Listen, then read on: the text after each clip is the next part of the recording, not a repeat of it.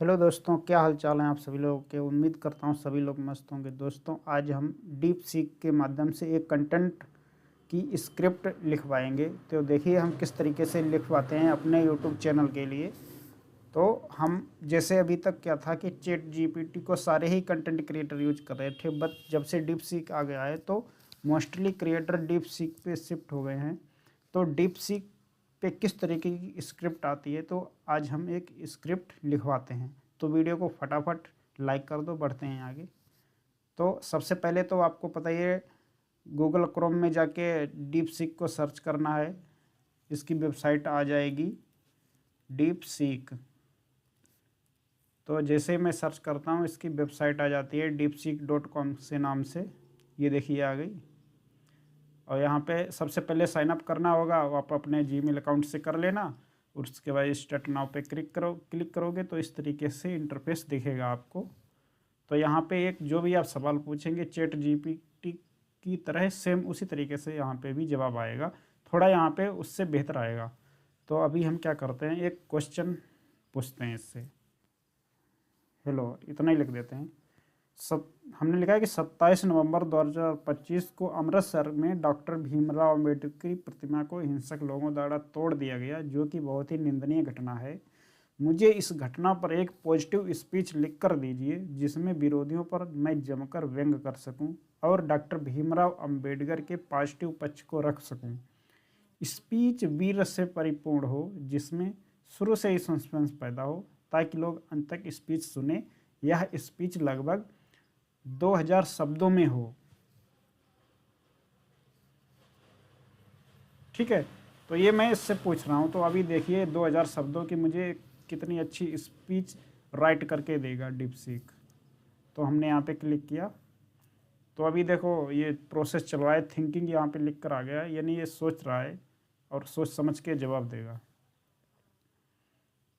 तो अभी थोड़ा इसमें टाइम लगता है, जैसे चैट जीपीटी में तो तुरंत की तुरंत आ जाती थी, बट यहाँ पे ये थोड़ा सोच समझ के जवाब देता है, तो इसलिए थोड़ा ये टाइम ले जाता है प्रोसेस। अभी प्रोसेस चल रहा है। अभी शायद इंग्लिश में स्क्रिप्ट राइट कर रहा है और उसके बाद मेरे ख्याल से हिंदी में लिख कर देगा, क्योंकि मैंने हिंदी में पूछा है तो हिंदी में ही देगा आई थिंक।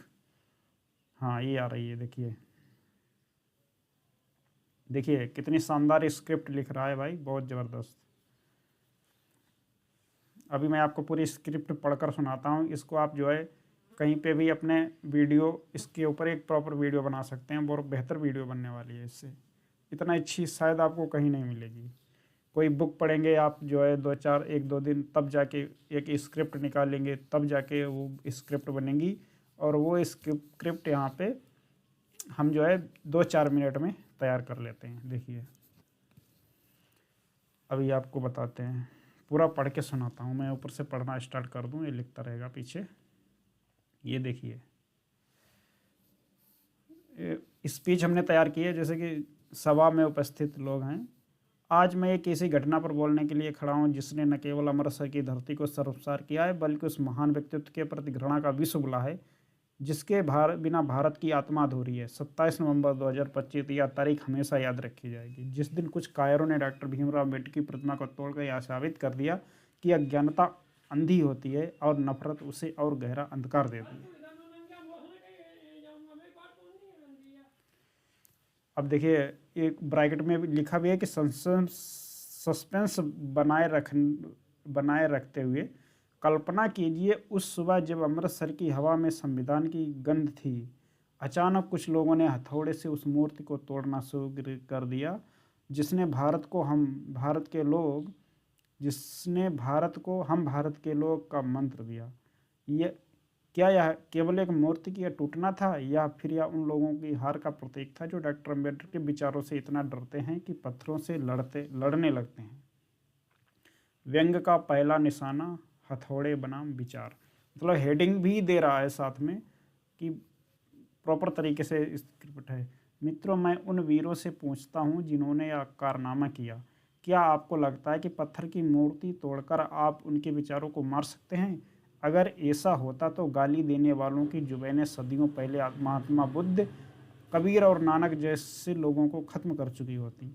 पर इतिहास गवाह है, जो लोग किताबें जलाते हैं, मूर्तियां तोड़ते हैं, वे अपने ही घृणा के अंधकूप में दफन हो जाते हैं।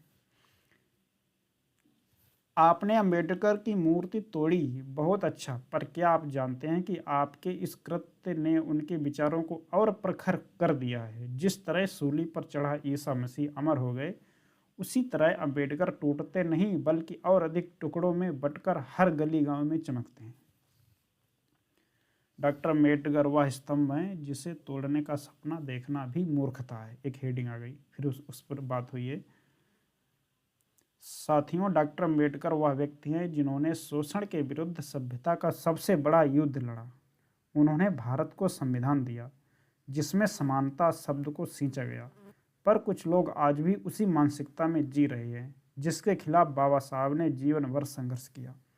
क्या आप जानते हैं कि जिस दिन अम्बेडकर ने हिंदू धर्म छोड़ा, उस दिन लाखों लोगों ने उनके पैर छूकर कहा, हमें बचा लो। यही तो उनकी ताकत थी। वे केवल दलितों के नेता नहीं थे, वे भारत की आत्मा के उद्धारक थे। विरोधियों पर व्यंग,